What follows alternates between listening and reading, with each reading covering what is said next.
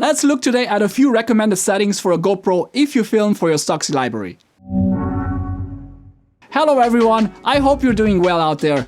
So consider the popularity of user-generated content and the ease of use for mobile devices and action cameras. We have the potential to capture some unique moments with little or no setup in a creative way. The result is a candid, real-life experience that resonates with our viewers. And since capturing the moment is the key phrase here, let's get the technical out of the way and look at a few settings for filming video with your GoPro, which you could set and forget and use for a wide variety of scenarios. For this demo, I'll be using the GoPro Hero 9, but the same settings could work for the more recent editions as well as for the GoPro Hero 8. Let's start by creating a new preset by scrolling to the bottom of the preset page and tapping the plus button. The first thing you want to look at is the resolution and frame rate. On my GoPro Hero 9, the maximum resolution is 5K, but with a limit of 30 frames per second. For the sake of using a higher frame rate like 60 frames per second, I'll have to choose the 4K in my case. And the reason is that I can quickly switch from 60 frames per second when I want to record slow-mo to 30 frames per second for normal speed, using a shortcut on the screen. Or if you find yourself filming mostly at normal speeds, you can keep it at 24 or 25 frames per second. Next, I set my lens to wide, which is optimal to capture a wide angle without too much distortion, but this is a creative choice, so go with whatever lens settings you wish. The wide setting gives you a nice sweet spot between lens curvature and possible crop when using stabilization, and a wide angle, making it ideal for action shots. The Super View offers the widest angle at the cost of a more intense distortion at the frame edges, which can be fixed later in post, but with quite a bit of crop. The linear setting offers the least amount of distortion, so makes it great for vlog-style shots when you keep the camera at an arm's length. Next is the Hyper Smooth setting, which I keep on high. This gives me a natural stabilization without a robotic motion if I slow down the shot, and only with 10% frame crop, great for action shots or POVs. Boost mode is great for follow cams, but with a tight crop depending on the movement. And of course there are those times when your footage can benefit from no stabilization for a frantic look and feel. Keep in mind that higher degrees of stabilization will wear your battery faster. Next, we'll head to the Pro Tune section and set the bitrate. If you have an SD card with plenty of storage, set it on high. This will help low-light shots look better at bitrates up to 100 megabytes per second. Plus, you will have more flexibility in color grading. If you are shooting well-exposed footage, you can get away with smaller file sizes, so setting the bitrate to standard will reduce it to about half the file size compared to the high setting.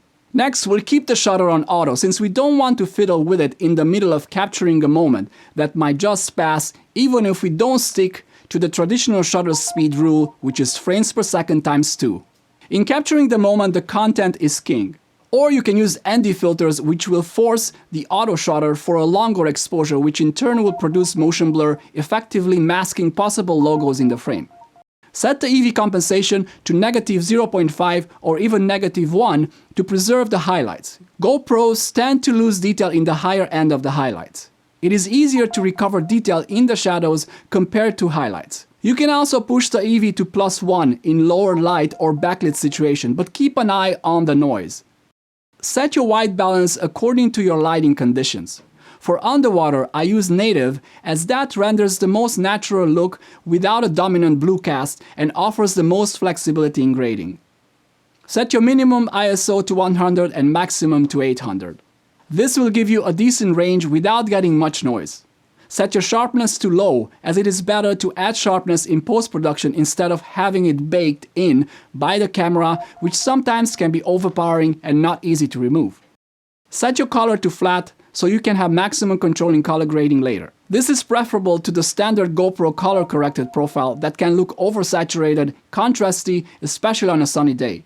The on-screen shortcuts I mentioned earlier can be customized to whatever you see fit for yourself. I found that having the option to control the lens, EV compensation, slow-mo or hyper smooth works best if I need fast adjustments without changing or editing the preset. You can try other shortcuts like switching bitrates if you want to save storage space for certain shots, or adjusting the shutter speed for constant or changing light situations. These are meant for fast decisions before you film. Save your settings and name the preset with a label. Of course, there are many different setting combinations depending on the light situation or the subject matter you're filming. Plus, there is no limit when it comes down to creative choices. The settings I listed here in this video are only a loose guide to help you have your camera ready to film when the opportunity appears. The last thing you want to do is fiddle with the settings and miss capturing the moment. So go out there, create some unique memories that you'll enjoy watching years later and upload them to your Stocksy portfolio. And hey, if you're not yet a Stocksy contributor yet and you have a portfolio you can show off, why don't you try applying from the link in the description and start earning some revenue for your media. Thanks again for watching. Please leave a like to this video if you enjoyed it and subscribe if you're not yet, and I'll see you in the next one.